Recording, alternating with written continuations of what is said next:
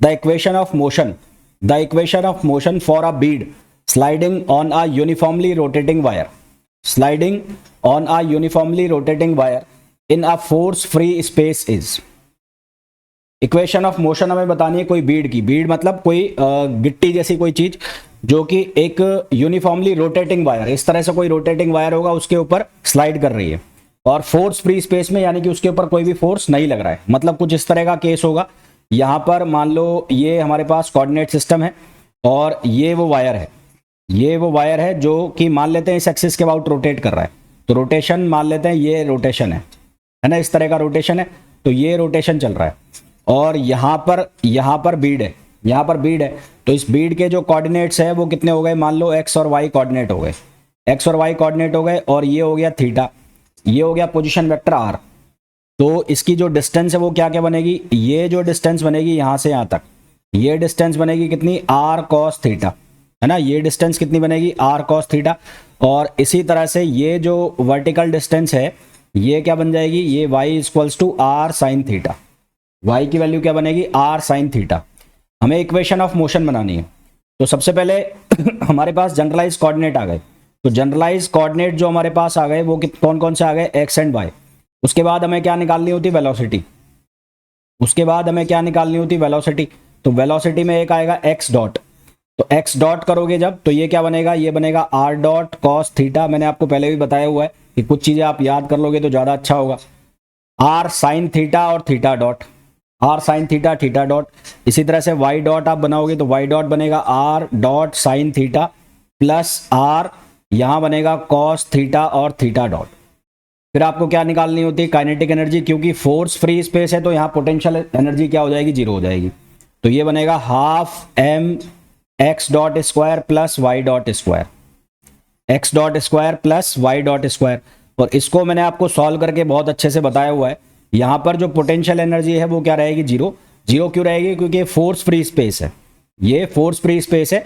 और इसको मैंने आपको बहुत अच्छे से सॉल्व करके बताया हुआ है। जब इन दोनों को सब्सटीट्यूट करोगे तो यहां बनता है हाफ एम, यहां क्या बनता है हाफ एम, ये बनता है R dot square, R square theta dot square, R square theta dot square.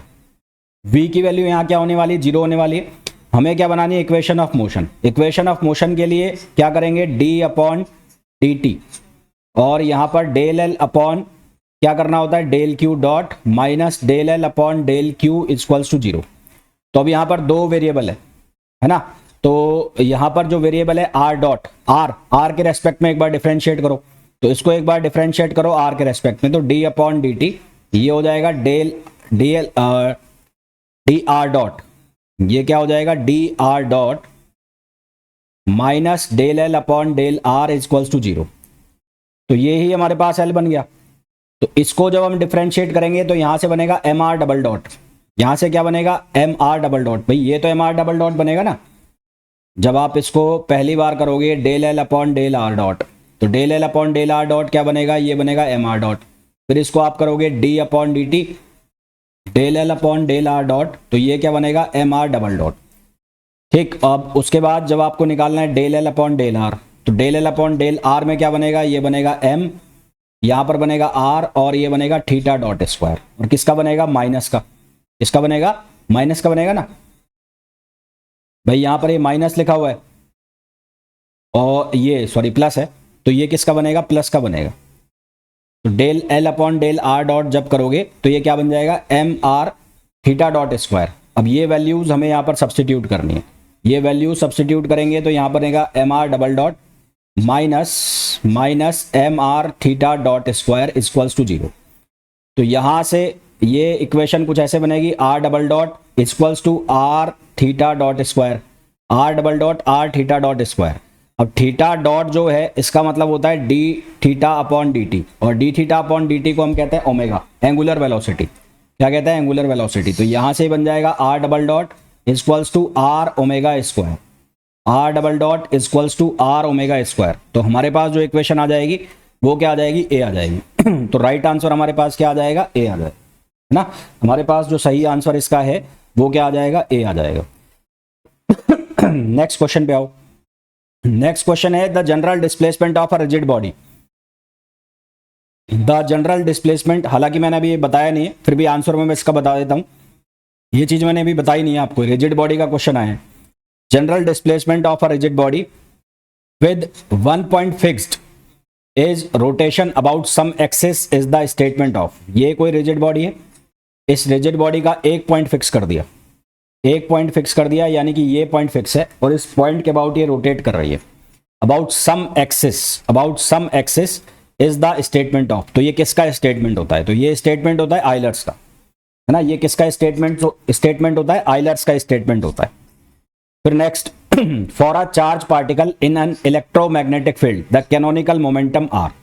एक चार्ज पार्टिकल है जो कि इलेक्ट्रोमैग्नेटिक फील्ड में मोशन कर रहा है, उसके लिए कैनोनिकल मोमेंटम क्या होगा? ये चीज जो मैं बता रहा हूं आपको, एक चार्ज पार्टिकल के लिए लैग्रेंजियन की इक्वेशन बता रहा हूं, ये याद रख लेना, है ना।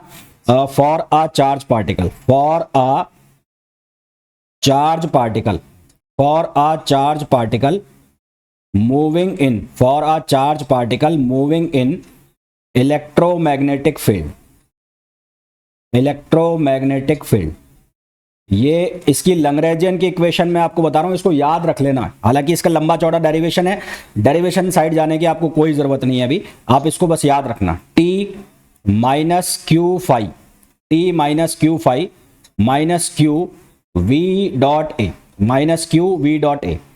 यहां पर जो फाई है, फाई, ये फाई है स्केलर पोटेंशियल, फाई जो है वो क्या है? Scalar potential. यहां जो ए लिखा हुआ है ए, ये ए है वेक्टर पोटेंशियल, यहां जो ए लिखा हुआ है ये ए क्या है? Vector potential. क्यू का मतलब है चार्ज, क्यू का मतलब है चार्ज का मैग्नीट्यूड, और जो टी है, टी का मतलब है काइनेटिक एनर्जी, और वी जो है वी, इस वी का मतलब है वेलोसिटी। ये जो वी लिखा हुआ है ये पोटेंशियल एनर्जी नहीं है, ये वी का मतलब क्या है? ये वेलोसिटी है। ये वी का मतलब क्या है? वेलोसिटी है, ठीक है। ये वी का मतलब क्या है? वेलोसिटी लिखा हुआ है। तो ये इक्वेशन आप याद रखना, ये इक्वेशन आपसे बहुत जगह पूछी जाएगी, मोस्ट इंपॉर्टेंट। इसी तरह से जैसे जो चार्ज पार्टिकल है उसका इलेक्ट्रोमैग्नेटिक फील्ड में लैग्रेंजियन लिखा जाता है, इसी तरह से इसका हैमिल्टोनियन भी लिखने को आपको पूछा जाएगा, तो इसको आप याद रखना, मोस्ट इंपॉर्टेंट मैं लगा रहा हूं, मोस्ट इंपॉर्टेंट। फिर बोल रहा हूं ये डेरिवेशन से आता है, लंबा चौड़ा डेरिवेशन है, वो कभी अभी कोई सेंस नहीं है करने का, बाद में अगर किसी एग्जाम में जरूरत पड़े तो वो एक अलग कहानी है, फिलहाल इसकी कोई जरूरत नहीं है। आप इसका ये रिजल्ट डायरेक्ट याद रखना। आपको क्या बताना है? Canonical momentum. कैनोनिकल मोमेंटम मैं आपको बता चुका हूं, कैनोनिकल मोमेंटम जो है वो किसके बराबर होता है? Del L upon del Q dot. फिलहाल क्यू डॉट जो है वो होती है जनरलाइज वेलोसिटी, यहां पर जो वेलोसिटी हो गई वो क्या हो गई? वी हो गई, तो इसको हम करेंगे del L upon del V, इसको हम क्या करेंगे? Del L upon del we.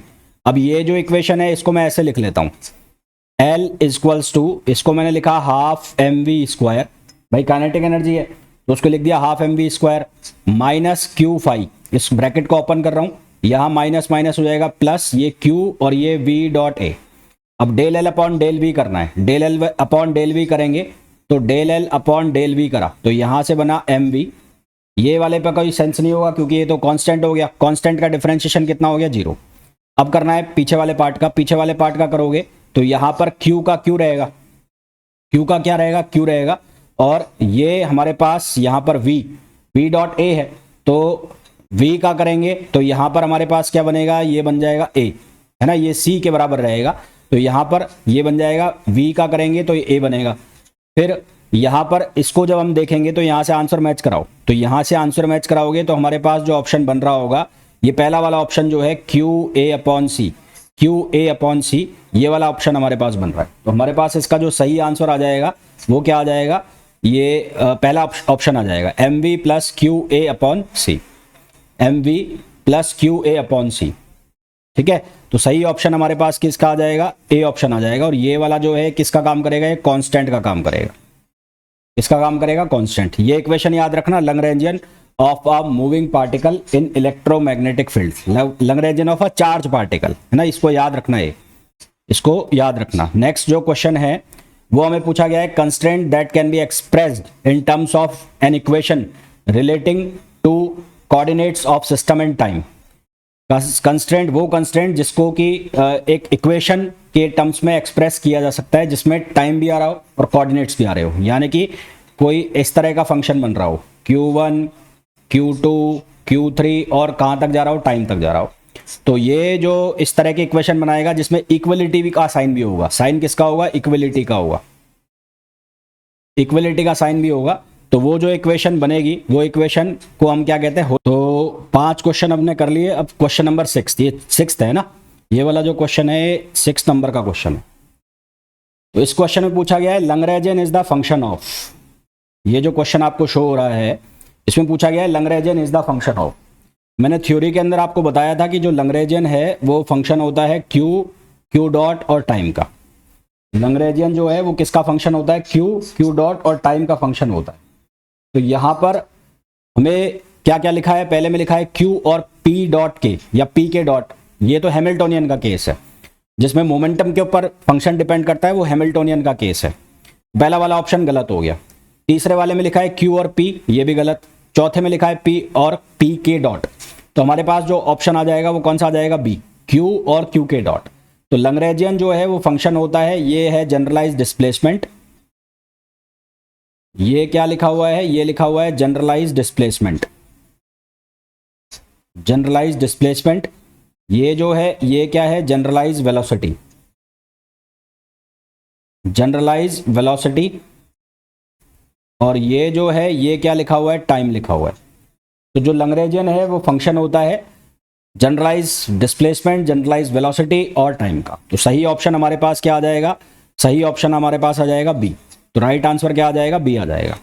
Next जो क्वेश्चन है, इन द हैमिल्टोनियन फॉर्मेशन, हमने ये बात की थी कि जब साइक्लिक कोऑर्डिनेट टाइम हो, when time is cyclic coordinate, when time is cyclic coordinate, जब टाइम जो है वो साइक्लिक कोऑर्डिनेट होता है तो उस केस में हमारे पास क्या बनता है, हैमिल्टोनियन बनता है। उस केस में हमारे पास क्या बन के आता है, हैमिल्टोनियन, जिसको हम कैसे लिखते हैं, P Q dot minus L, P Q dot minus L.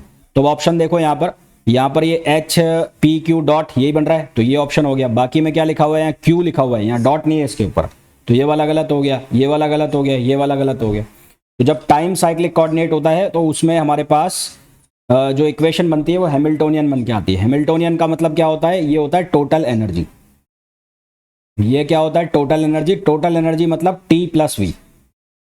Total energy का मीनिंग क्या होता है, टी प्लस वी। जबकि लैग्रेंजियन में हम एनर्जी का डिफरेंस पढ़ते हैं, लैग्रेंजियन के अंदर हम क्या पढ़ते हैं, एनर्जी का डिफरेंस। ये क्वेश्चन नंबर 7 हो गया भाई, ये हो गया क्वेश्चन नंबर 7।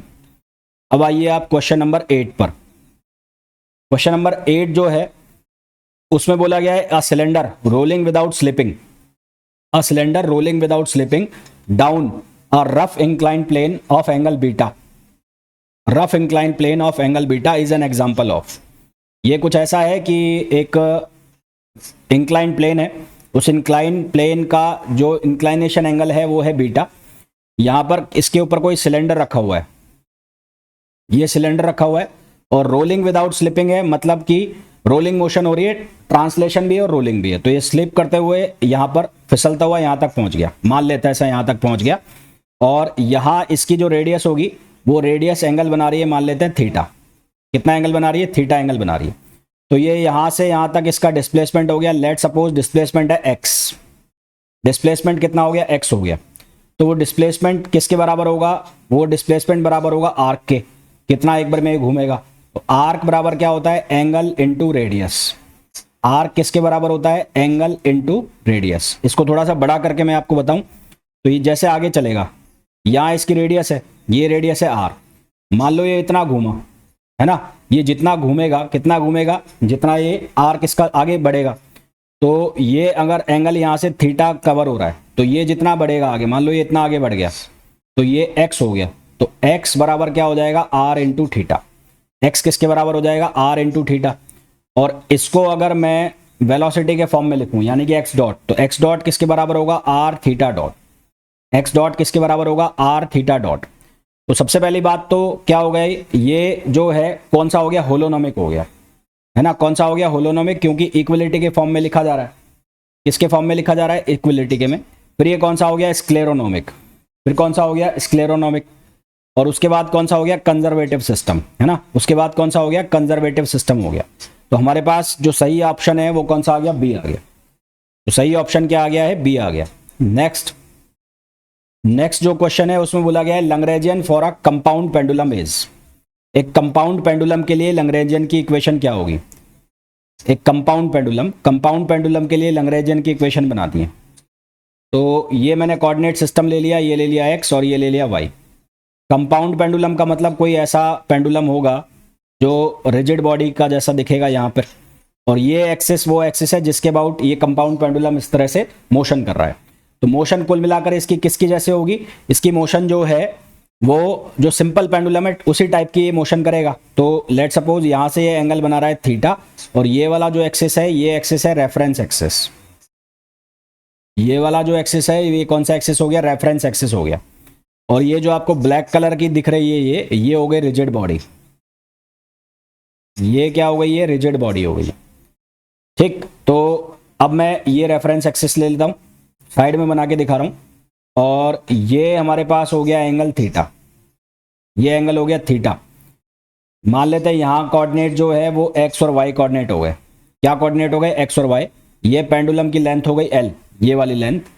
तो इसके कंपोनेंट बनेंगे, क्या कंपोनेंट बनेंगे, ये यहाँ से यहाँ तक की जो डिस्टेंस बनेगी ये बन जाएगी एल कॉस थीटा, और इसी तरह से ये जो डिस्टेंस बनेगी ये बनेगी एल साइन थीटा। ये जो डिस्टेंस बनेगी क्या बनेगी, एल साइन थीटा। तो अगर मैं इसको रेफरेंस एक्सिस ले लेता हूँ, ये मैं रेफरेंस एक्सिस ले लेता हूँ, ये वाला रेफरेंस एक्सिस मैंने ले लिया ये। तो रेफरेंस एक्सिस के अबाउट हम सारी जो कैलकुलेशन है वो करेंगे। तो x जो है उसको मैं लिखूंगा एल साइन थीटा, और y जो है उसको मैं लिखूंगा माइनस एल कॉस थीटा। मैं माइनस क्यों लिख रहा हूं, क्योंकि रेफरेंस एक्सिस के नीचे जा रहा हूं। तो उसको मैं लिखूंगा माइनस एल कॉस थीटा, उसको क्या लिखूंगा, माइनस एल कॉस थीटा। ठीक है, क्या लिखूंगा, माइनस एल कॉस थीटा, ये मैं लिखूंगा। तो अब हमें यहां पर क्या बनाना है, लैग्रेंजियन बनाना है। तो लैग्रेंजियन के लिए हमें क्या चाहिएगा, x डॉट वाई डॉट। तो इसका x डॉट वाई डॉट आप बना लोगे। तो l तो हो गया कांस्टेंट, तो x डॉट बनाओगे एक बार, इसका y डॉट बनाओगे। तो ये क्या बनेगा, ये बनेगा l cos theta theta dot, और यहां पर क्या बनेगा, ये बनेगा l sin theta theta dot, l sin theta theta dot. क्योंकि cos थीटा का क्या बनेगा, minus sin theta, minus minus क्या हो जाएगा, प्लस हो जाएगा, माइनस माइनस क्या हो जाएगा, प्लस हो जाएगा। इसकी जो काइनेटिक एनर्जी है के ई, तो वो काइनेटिक एनर्जी क्या बनेगी, क्योंकि एंगुलर मोशन है और रिजिड बॉडी है, रिजिड बॉडी के लिए क्या बनेगी, रोटेशनल काइनेटिक एनर्जी। वो कितनी होती है, half I omega square. Omega जो है उसको किसके बराबर लिख सकते हैं, D theta upon D T, यानी कि थीटा डॉट। तो ये क्या लिखा जा सकता है, ये लिखा जा सकता है half I theta dot square. क्या लिखा जा सकता है, half I theta dot square. और वहीं जो v है, v का मतलब हो गया पोटेंशियल एनर्जी। तो पोटेंशियल एनर्जी होती है mgh, तो यहां पर लिखी जाएगी mgy। अब y जो है वो माइनस में है, तो यहां लिखा जाएगा mgl और cos theta, mgl cos theta, नीचे जा रहे हैं mgl cos थीटा, ये लिखा जाएगा। तो अब हमें इसका लैग्रेंजियन की इक्वेशन बनानी है। तो लैग्रेंजियन की इक्वेशन बनानी है तो L इक्वल्स टू किसके बराबर होगा, t माइनस वी। तो t की वैल्यू कितनी हो गई, half I theta dot square, और v जो है उसकी वैल्यू किसके बराबर हो गई, v की वैल्यू बराबर हो गई माइनस माइनस माइनस हो जाएगा प्लस, तो ये हो जाएगा mgl cos थीटा। क्या हो जाएगा, mgl cos थीटा। तो ये हमारे पास इक्वेशन आएगी। तो इसमें करेक्शन कर लो, यहां पर इसको करेक्ट करके cos थीटा लिख लो, और यहां पर भी इसको करेक्ट करके cos थीटा लिख लो आप। तो सही आंसर हमारे पास क्या आ जाएगा, बी आ जाएगा। सही आंसर जो हमारे पास आएगा वो क्या आएगा, बी आ जाएगा। ठीक है, तो होपफुली यहां तक जितने भी क्वेश्चंस मैंने कराए हैं वो समझ आ गए होंगे। अब चलते हैं आगे। तो अगला जो क्वेश्चन है जो कि होगा, ये कौन सा क्वेश्चन हो गया था, क्वेश्चन नंबर 9 हो गया था ये हो गया था क्वेश्चन नंबर 9। अब हम डिस्कस करेंगे क्वेश्चन नंबर 10। क्वेश्चन नंबर 10 में हमें पूछा गया है, एक ऑब्जेक्ट है जिसको कि ड्रॉप किया जाता है, आसमान से ड्रॉप किया जाता है और मोशन फॉलो करता है x equals to half G T square, then the acceleration of the body is. तो बॉडी का जो एक्सेलरेशन है वो क्या होगा, acceleration of the body is. तो हमारे पास इक्वेशन जो दी हुई है वो दी हुई है x equals to half G T square, x equals to half G T square. इसको अगर हम डिफरेंशिएट करेंगे तो ये बनेगा gt। इसको डिफरेंशिएट कर देंगे तो ये क्या बनेगा gt, और ये किसके बराबर हो जाएगा, वेलोसिटी के बराबर हो जाएगा। इसको दोबारा से डिफरेंशिएट करोगे एक्स डबल डॉट, यानी कि ये बन गया एक्सेलरेशन, और एक्सेलरेशन किसके बराबर हो गया, जी के बराबर हो गया। तो इसका एक्सेलरेशन में पूछा है कि एक्सेलरेशन क्या होगा, तो यहाँ जी है, जी की वैल्यू क्या होगी, कांस्टेंट। तो ये जी जो है उसकी वैल्यू तो फिक्स हो गई, कांस्टेंट, कांस्टेंट मतलब 9.8। तो इसका जो एक्सेलरेशन है वो क्या रहेगा, वेरीज विद द टाइम, गलत है, रिमेन कांस्टेंट सही है, varies according to the velocity गलत है, varies as square of distance गलत है। तो सही आंसर हमारे पास क्या आ जाएगा, बी आ जाएगा। तो इसका जो राइट आंसर है क्वेश्चन नंबर 11। इस क्वेश्चन में हमें पूछा गया है the Lagrangian of a particle of mass m in an electromagnetic field is given by. कोई पार्टिकल है जिसका मास m है और इलेक्ट्रोमैग्नेटिक फील्ड में है, उसकी जो इक्वेशन है लैग्रेंजियन इक्वेशन वो इससे दी जाती है, half M X dot square plus Y dot square Z dot square. ये वही इक्वेशन लिखी है, वही वाली, L equals to T minus Q phi और प्लस क्यू और ए डॉट वी। ये वही इक्वेशन लिखी है जो मैंने आपको शुरू में लिख के बताई थी, उसको 3 डायमेंशन में लिख के बताया। तो मोमेंटम कंजुगेट बताना है, तो मोमेंटम कंजुगेट का मतलब है del L upon del Q dot. Momentum conjugate का मतलब है del L upon del Q dot आपको निकालने को पूछा गया है। आपको बोला गया है क्या निकालना है, del L upon del Q dot. तो वेलोसिटी का एक्सप्रेशन देखो यहाँ पर, वेलोसिटी, तो वेलोसिटी ये है, तो वेलोसिटी के रेस्पेक्ट में डिफरेंशिएट करना है आपको। तो यदि आप इसको x डॉट के रेस्पेक्ट में डिफरेंशिएट करते हो, तो अगर आप इसको लिखो del L upon del X dot, तो del L upon del X dot लिखोगे तो ये बनेगा M X dot plus Q A X. Velocity का x कंपोनेंट आ जाएगा तो ए एक्स हो जाएगा, डॉट प्रोडक्ट करोगे ना ए एक्स वी एक्स, तो कौन सा आ जाएगा, ए एक्स डॉट। तो ए एक्स डॉट है ना, तो एम एक्स डॉट तो खाली आएगा नहीं, ये क्यू फाई वाला होगा नहीं, तो x के रेस्पेक्ट में डिफरेंशिएट करेंगे x डॉट के रेस्पेक्ट में, तो ये हमारे पास बन जाएगा भाई ये वाला जो एक्सप्रेशन है, ये वाला एक्सप्रेशन, इसको जब आप एक्सपेंड करोगे तो ये कुछ ऐसा बनेगा, Q A X V X plus A Y V Y और plus A Z V Z. तो जो वी एक्स लिखा हुआ है वी एक्स, उस वी एक्स को आप लिख सकते हो एक्स डॉट, जो ए वाई लिखा है इस ए वाई को आप लिख सकते हो वाई डॉट, और जो ए जेड लिखा है इसको आप लिख सकते हो जेड डॉट। तो जब आप यहाँ इसको ऐसे डिफरेंशिएट करोगे तो एक्स डॉट के रेस्पेक्ट में करोगे तो क्या बचेगा, क्यू एक्स बचेगा। तो हमारे पास जो आंसर आ जाएगा वो आंसर क्या आ जाएगा, ये वाला, जो कि ऑप्शन हो जाएगा सी ना। कौन सा ऑप्शन हो जाएगा, सी हो जाएगा।